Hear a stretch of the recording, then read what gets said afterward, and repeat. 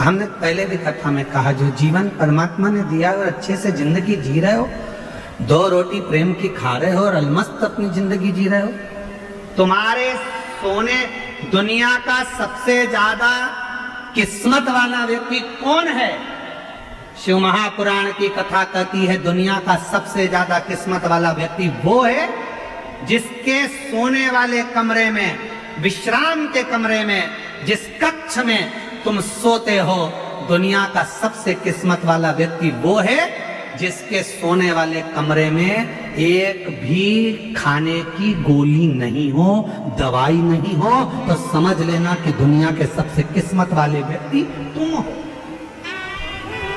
तुम्हारे सोने वाले कमरे में ये कपाट खोलो उसमें दवाई, ये कपाट खोलो उसमें दवाई, नीचे का ड्राज खोलो उसमें दवाई, इधर का ड्राज खोलो उसमें दवाई, सिर के पास बाम रखा, इधर रखा विक्स, इधर रखा सिरप, इधर रखा ये, पूरा घर अगर दवाइयों से, तुम्हारा कमरा अगर दवाइयों से भरकर रखा है, भले तुम्हारे यहाँ धन दौलत ढेर सारी हो, संपदा ढेर सारी हो, नौकर चाकर ढेर सारे हो, गाड़ी बंगला ढेर सारा हो, पर तुम्हारे सोने वाले कमरे में अगर ढेर सारी दवाई रखी है, रोज बिना दवाई के नहीं सो सकते, तो समझ लेना कि तुम किस्मत वाले नहीं हो। तुमसे ज्यादा किस्मत वाला तो एक नौकर है, चटाई बिछाता है, कंबल ओढ़ता है, चैन की नींद सोता है, सुबह उठता है, अपने काम में लग जाता है, नो टेंशन।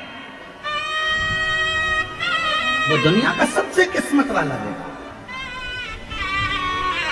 एसी के कमरे में सोते, डनलप के गद्दे में सोते, उसके बाद भी सुबह उठते से आज कमर बहुत दुख रही, भगवान जाने आज कमर में क्या हो। अच्छा पेट भर के खाना खा लिया, थोड़ी देर बाद आज एसिडिटी बहुत हो रही, भगवान जाने एसिडिटी। सवेरे मॉर्निंग वॉक करके आए, फिर चालू, आज घुटने में ना जाने क्या हो गया, दर्द हो रहा है, समझ में नहीं आ रहा, पट्टा हो गया। रात को सो रही, फिर सवेरे उठते से बोली नींद नहीं आई, 2 बजे के बाद नींद नहीं आ रही, जग रही, पता नहीं क्या हो गया। हुआ कुछ नहीं है, तुमने अपनी टेंडेंसी ये बना ली, अपनी सोच ये बना ली, अपनी विचार ये बना ली है, अपनी सोच ऐसी बना ली है कि मैं बीमार हूं, बीमार हूं, बीमार हूं, बीमार हूं। बड़े से बड़ा रोग भी हो जाए, बड़ी से बड़ी तकलीफ भी आ जाए, अगर तुम्हारे मुख से ये निकलना चाहिए बिल्कुल खुश हूं, मेरा भोले बाबा 1 लोटे जल से मुझे सही कर देगा, तो बड़े से बड़ा रोग सही हो। विचार सोच आपने ऐसी बना के रखी, इतनी बीमारी हो गई, इतनी बीमारी हो गई, गुरुजी ऐसा, इसमें एक पत्र है, एक व्यक्ति को कैंसर हो गया और बड़ा भारी कैंसर हुआ, 4th स्टेज का हुआ, तो उसने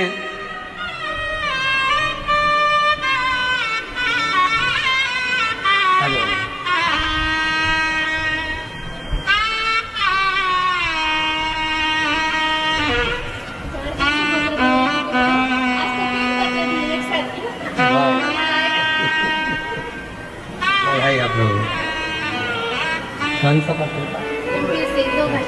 बधाई आपको, बेटे का जॉब, बधाई। एक बेलपत्र इसको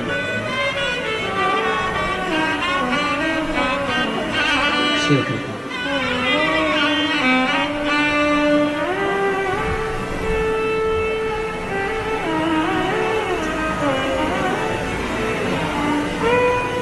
श्रीमती आशा भगवत फुगारे, तालुका राहुरी, जिला अहिल्यानगर की रहने वाली हूँ। मैं श्री डॉक्टर सुजय दादा, उनकी बहुत आभारी हूँ, इतने नजदीक से कथा सुनने का मौका दिया, मैं दादा को बहुत बहुत धन्यवाद देती हूँ। गुरुदेव, कैंसर था, कहीं बैठी हो तो हाथ हिला सकती हूँ। कैंसर था मुझे, कैंसर का ऑपरेशन करवाया, पर उसके बाद फिर पलट कर आया। तब ऑपरेशन नहीं करवा सकती क्योंकि शरीर ऐसा नहीं था। तब मेरी सहेली ने आपकी कथा के बारे में बताया और कथा सुनने के लिए मैं टीवी पर कथा सुनना प्रारंभ करा, 1 लोटा जल चढ़ाना प्रारंभ करा। बाबा की ऐसी कृपा हुई गुरुदेव, दूसरी बार ऑपरेशन नहीं कराना पड़ा और मेरा कैंसर की रिपोर्ट नील आ गई। मैं बाबा को यहाँ प्रणाम करने के लिए, एक शिव की भक्ति किसको कहते हैं, शिव का विश्वास किसको कहते हैं, शिव पर भरोसा किसको कहते हैं, जब हम पूर्ण भरोसे के साथ शंकर का भजन करते हैं, पूर्ण भरोसे के साथ शिव का स्मरण करते हैं, तो उसका फल खाली नहीं जाए, उसका फल खाली।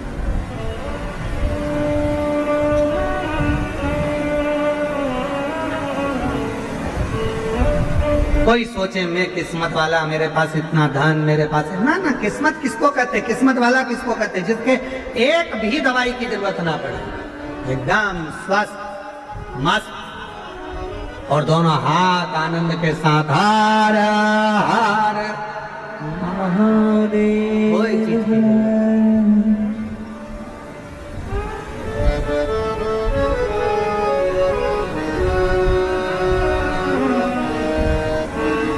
जब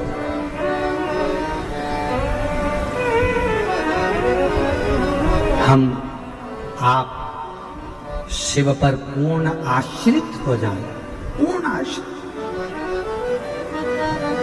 पार्वती जी ने जैसे कहा कि देवाधिदेव महादेव से कि प्रभु पिताजी कोई चीज की जरूरत नहीं, पिताजी मेरे पति के पास में सब कुछ है, चाहे फिर वो कैसा भी जीवन हो, यदि आप संतुष्ट हैं,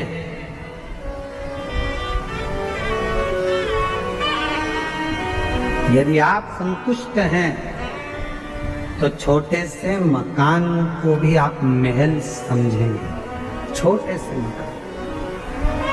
और यदि संतुष्ट नहीं है तो दुनिया की सारी खुशियां यदि आपको मिल जाए, सारा वैभव आपको मिल जाए, तो भी वो कम नहीं पड़े, तो भी